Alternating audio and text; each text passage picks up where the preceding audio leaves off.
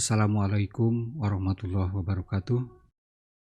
Sahabat investor, kita berjumpa lagi dengan channel Ngaji Saham Syariah, sebuah channel tempat belajar bersama tentang saham syariah. Pada video kali ini, kita akan membahas tema mengapa kita harus memilih investasi saham. Pada video kali ini kita akan menjabarkan beberapa pembahasan. Ada yang memandang saham itu sebagai sesuatu yang positif, ada juga yang memandang negatif. Jadi kita akan bahas apa sebenarnya kelebihan investasi saham dibandingkan investasi lainnya. Bisakah saham jadi usaha sampingan? Apakah bisa invest dengan dana kecil di saham? Dapatkah saham melipat gandakan aset? Kemudian juga dari sisi pandangan negatif, benarkah saham itu investasi yang sangat berisiko? Benarkah saham itu seperti judi? Benarkah saham itu investasi yang rumit? Nanti akan kita coba urai di penjelasan berikutnya. Disclaimer on keputusan ada di tangan Anda sendiri. Segala risiko tanggung jawab masing-masing. Materi ini hanya informasi umum dan sarana belajar.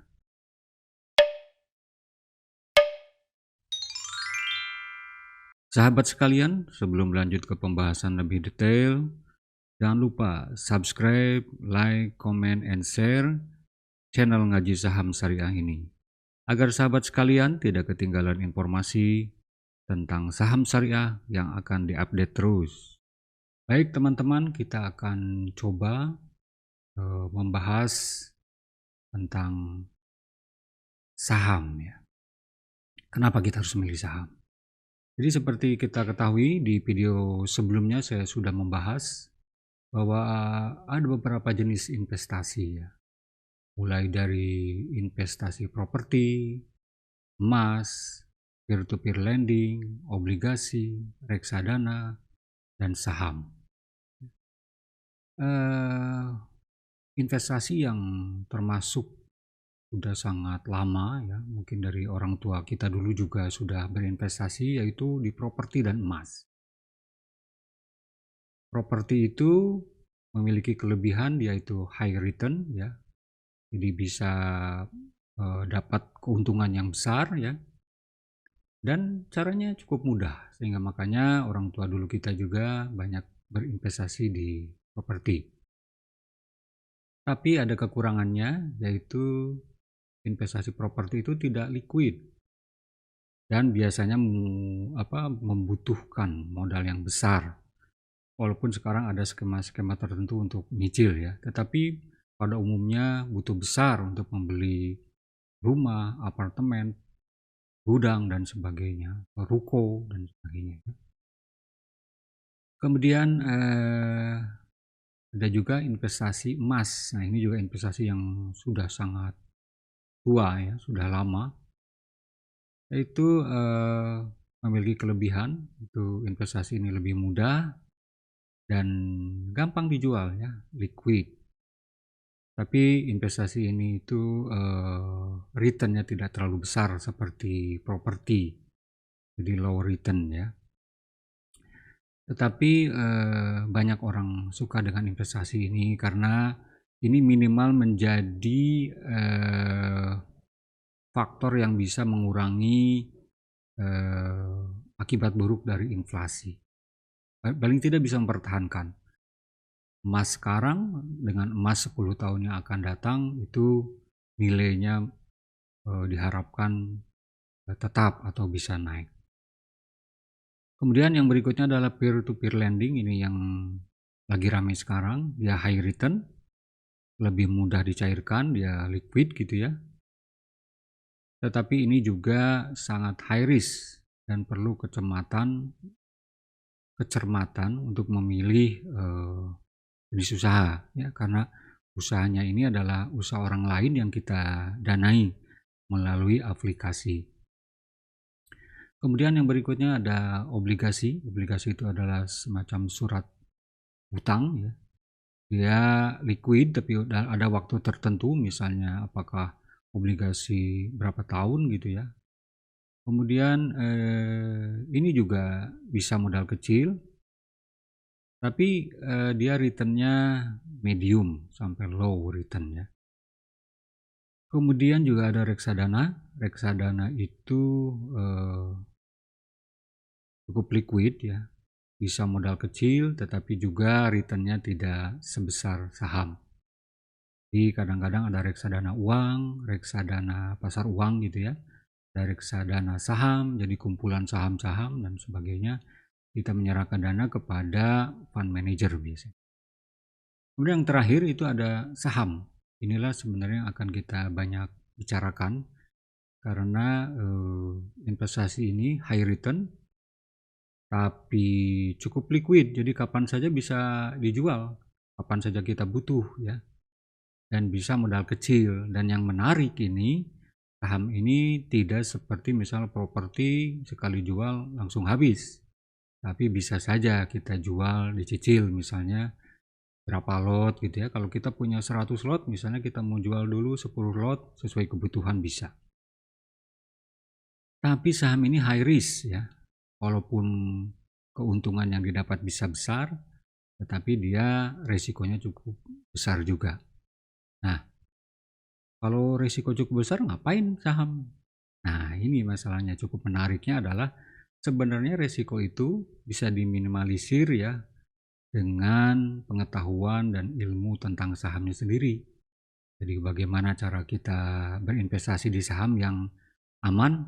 Nah, inilah yang tujuan dari kita membuat channel ini adalah kita bisa belajar di sini, belajar bersama ya, untuk bagaimana kita bisa mendapatkan return yang besar dari saham, tetapi kita bisa meminimalisir resikonya.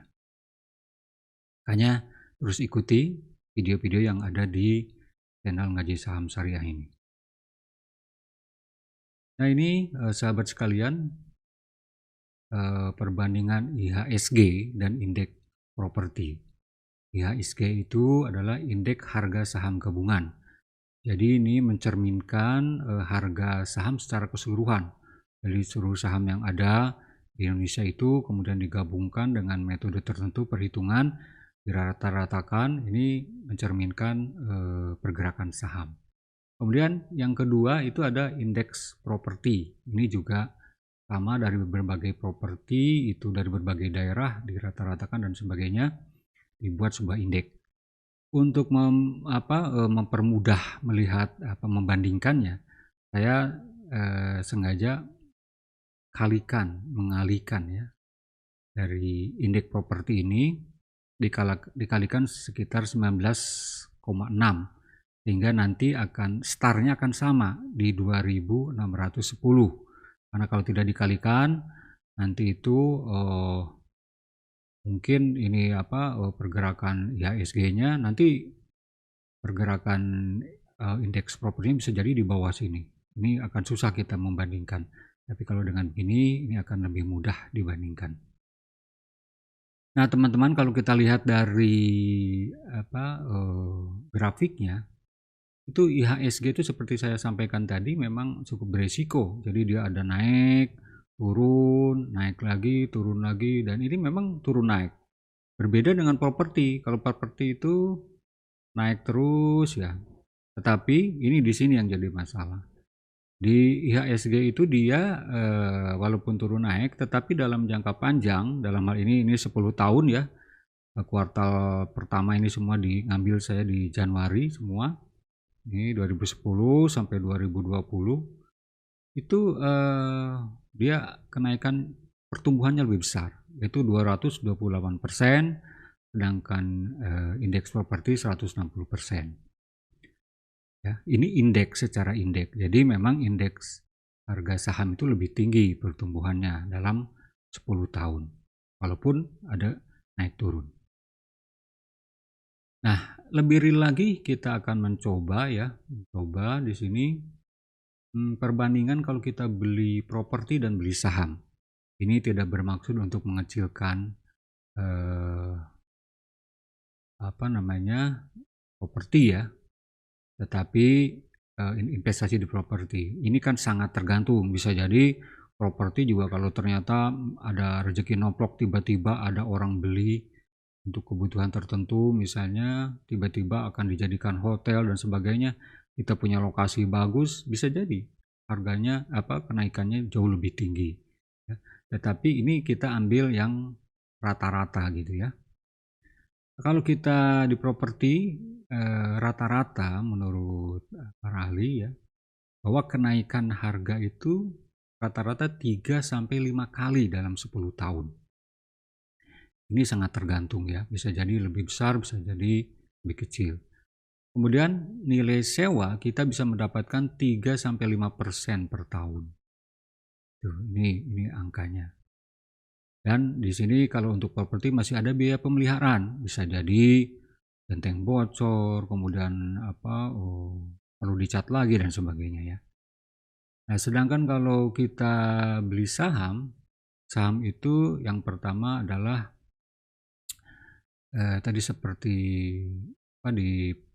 dicerminkan oleh IHSG dalam jangka panjang itu kemungkinan naik ya terus ya. Jadi misalnya dari sini terus ke sini, tapi memang kelihatan saham itu sangat dinamis, fluktuatif gitu ya. Jadi orang yang banyak yang misalnya rugi dan sebagainya itu bisa jadi dia beli di sini, dia jual di sini. Jadi mengalami kerugian. Tetapi ini jangka pendek. Kalau jangka panjang, kita beli di sini misalnya sampai ke ini misalnya atau sampai ke sini, ini kelihatan bahwa ini ada peningkatan gitu ya. Nah, misalnya kita beli di Januari 2010, tuh ini harga sahamnya itu ini saham Charun Pokpan ya. Ini adalah perusahaan yang menjual pakan ternak ya, Charun Pokpan. Kalau peternak pasti udah kenal baik dengan ini. Ini harganya di 440 di sini ya. Ini harganya. Kemudian misalnya kita 10 tahun ya. Ini saya ambil 10 tahun lagi dari Januari 2010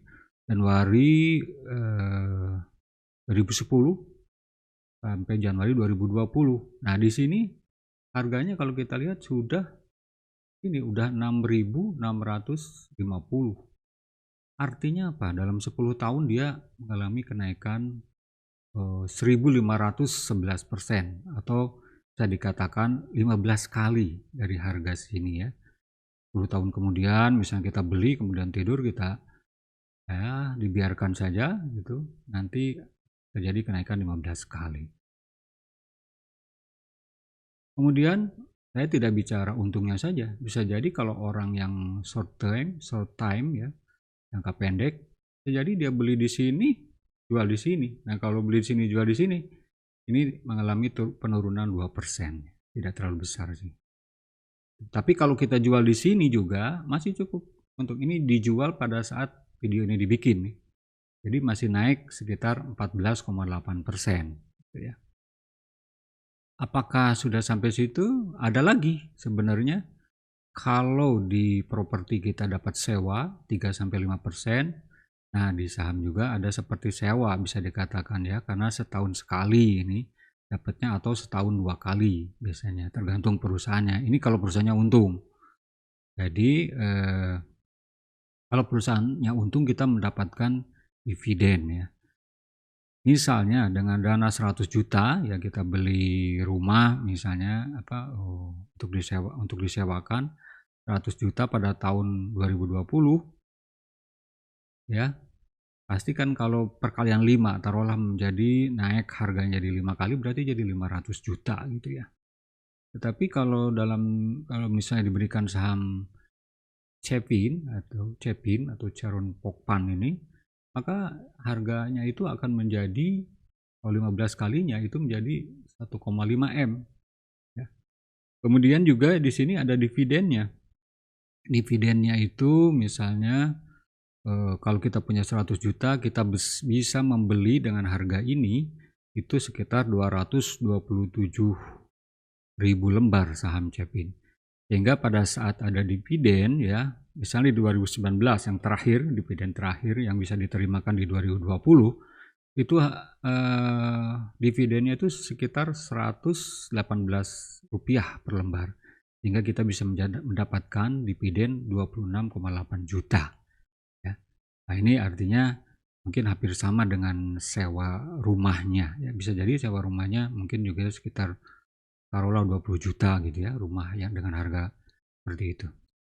Nah, kelebihannya seperti yang dikatakan bahwa saham ini kalau kita butuh uang, kita bisa penjualan itu bisa dicicil sesuai dengan kebutuhan agar dividen kita itu masih lanjut. Taruhlah misalnya kalau dari 227.000 lembar ya kita jual dululah 27.000 lembarnya misalnya kan sesuai kebutuhan. Jadi demikian. Ini tentu ini sangat variatif, kita tidak pengertiannya mengecilkan investasi properti, bisa saja investasi properti pun lebih besar dari ini ya kalau memang misalnya dalam kondisi tertentu gitu ya, memang lokasinya bagus dan sebagainya. Ini hanya sebagai gambaran saja. Nah, saham pun bisa lebih kecil.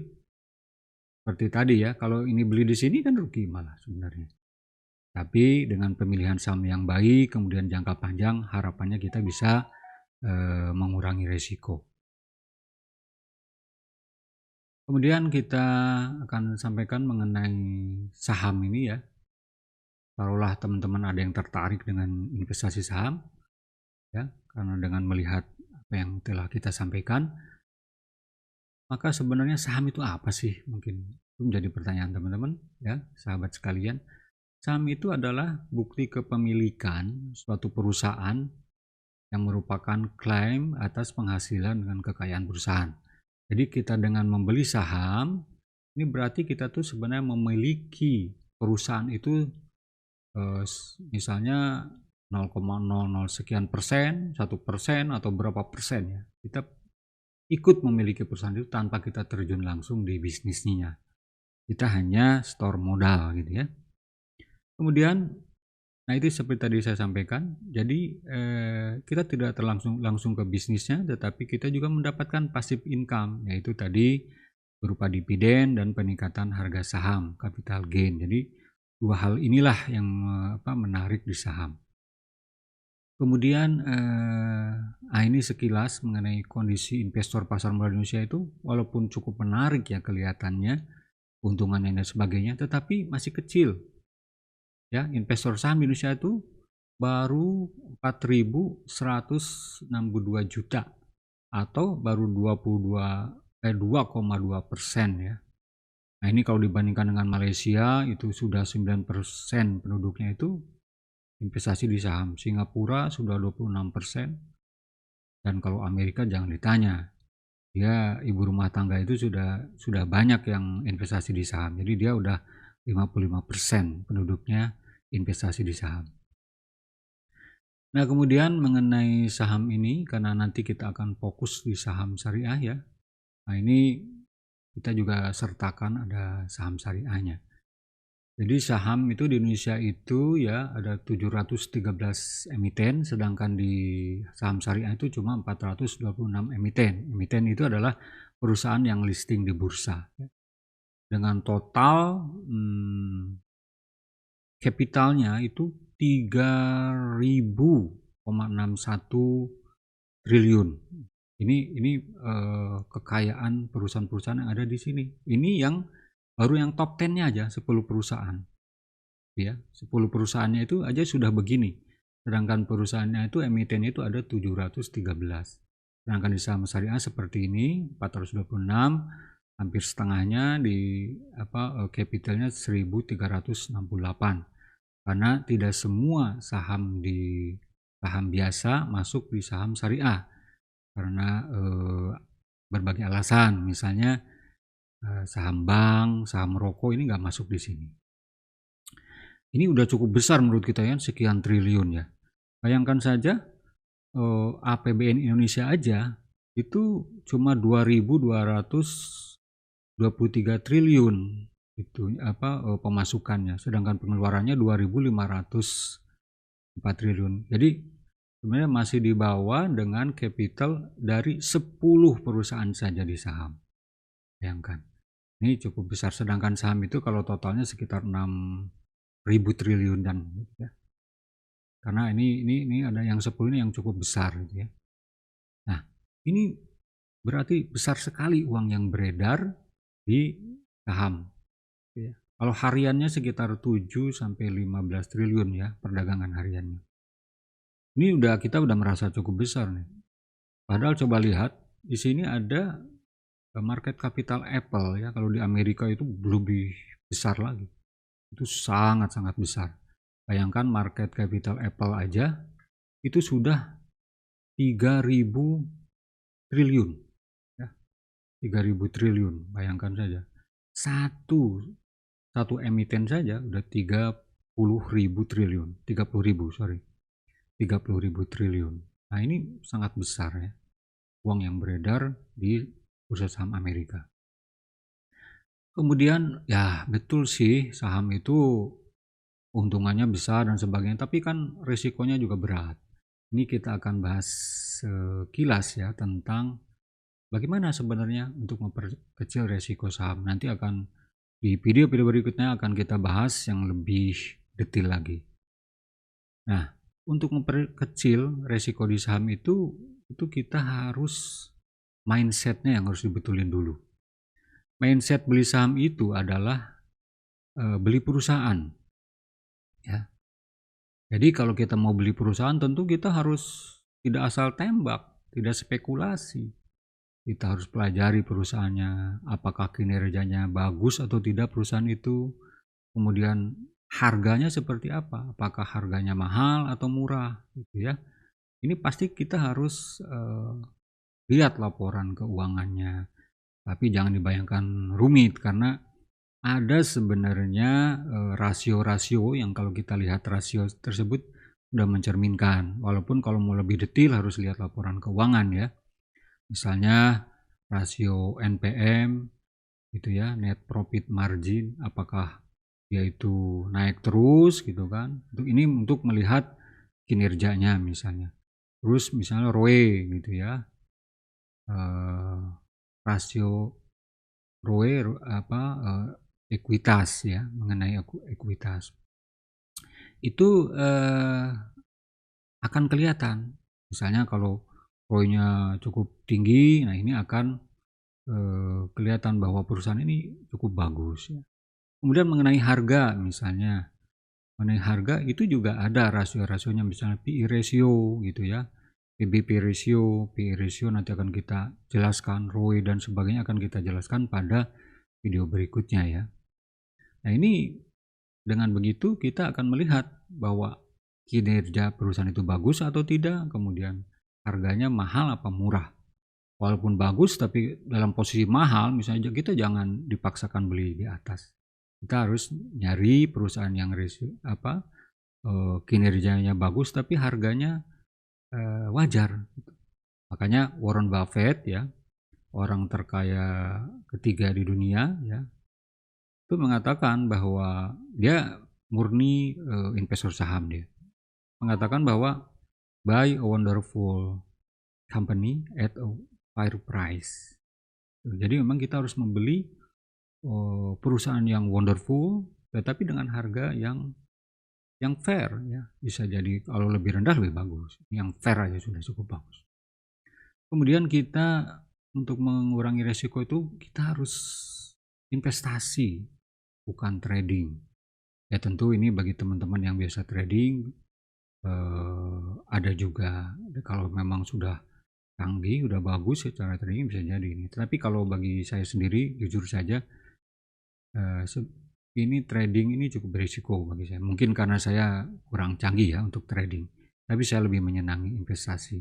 Kalau investasi itu karena jangka panjang dan biasanya kalau perusahaannya bagus, maka dalam jangka panjang itu akan mengalami kenaikan ya. Sehingga harapannya risikonya juga lebih kecil kalau jangkanya panjang. Nah ini di sini juga kenapa harus menggunakan jangka panjang dan harus menggunakan dana bebas? Karena misalnya pada saat tertentu di tengah jalan tiba-tiba kita pingin butuh dana kan, kemudian sahamnya lagi turun agak bermasalah sehingga harus menggunakan dana bebas. Jadi inilah kira-kira kesimpulannya ya, bahwa kenapa saya memilih investasi saham, tidak investasi lain ya. Tentu ada investasi lain tetapi porsinya lebih besar di saham ya.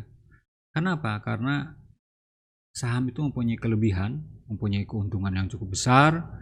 Dia itu adalah termasuk investasi yang liquid, kapan saja kayak saya mau itu bisa jual gitu ya kan. Kadang-kadang kan ada misalnya di investasi properti, ini harga sudah tinggi, kita butuh dana tapi tidak segampang itu untuk menjualnya.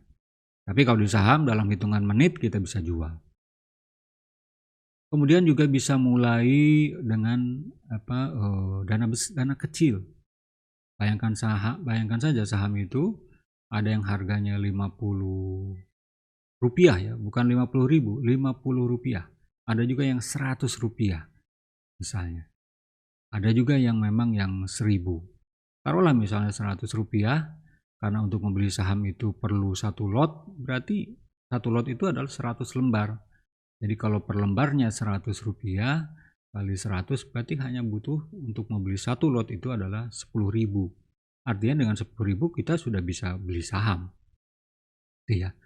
Tapi memang diharapkan tentu tidak 1 lot, karena kalau 1 lot tapi bisa gitu ya.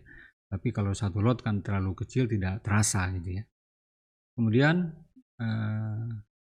memang saham ini high risk, tapi kita dengan mempelajari cara-cara berinvestasi yang benar, sebenarnya resikonya itu bisa diminimalisir. Kemudian investasi saham juga tidak memerlukan waktu. Ini juga yang membuat saya memilih saham.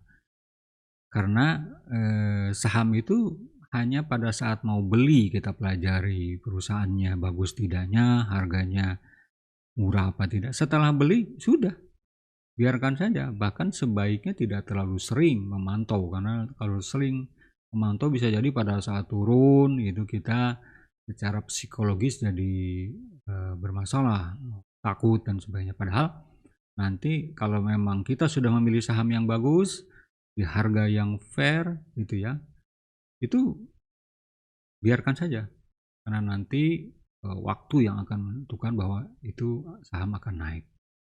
Ya sekali-kali lah pada saat ada laporan keuangan, misalnya kuartal 1, kuartal 2, 3, biasanya kuartalan gitu ya, mungkin bisa dilihat perkembangannya perusahaannya seperti layaknya pemilik perusahaan. Keren kan? Milik perusahaan walaupun cuma 0,0 sekian persen gitu. Kemudian kesimpulan berikutnya adalah investasi saham itu bukan judi. Kalau dilakukan dengan benar, seperti membeli kepemilikan perusahaan. Jadi seperti tadi disampaikan, kalau memang kita investasi itu sebenarnya hampir sama saja dengan kita join dengan teman kita untuk membuat perusahaan. Tapi ini tidak dari awal ya, kita sudah beli perusahaan yang sudah jadi. Itu jadi kalau memang perusahaannya bagus, itu kita terhindar dari resiko misalnya membuat bisnis yang rugi misalnya gitu ya. Nah kemudian investasi saham itu kelihatan rumit, tapi sebenarnya kalau kita sudah mempelajari itu sangat sederhana kalau kita sudah tahu ya. Karena sebenarnya sesederhana itu, kita pelajari ini perusahaan bagus apa tidak, kemudian harganya murah apa fair apa tidak ya, atau sudah mahal. Nah kalau sudah begitu beli, setelah itu biarkan saja ya. Sahabat investor, selamat berinvestasi. Tonton terus video lainnya tentang investasi yang halal dan menguntungkan hanya di channel Ngaji Saham Syariah. Jangan lupa subscribe, like, comment, and share channel Ngaji Saham Syariah ini. Sahabat investor, hidup harus tetap seimbang. Karena itu tetap rileks, bahagia, bermanfaat bagi sesama, dan terus berusaha menggapai sukses dunia akhirat. Anjada wajada. Sampai jumpa pada video berikutnya. Wassalamualaikum warahmatullahi wabarakatuh.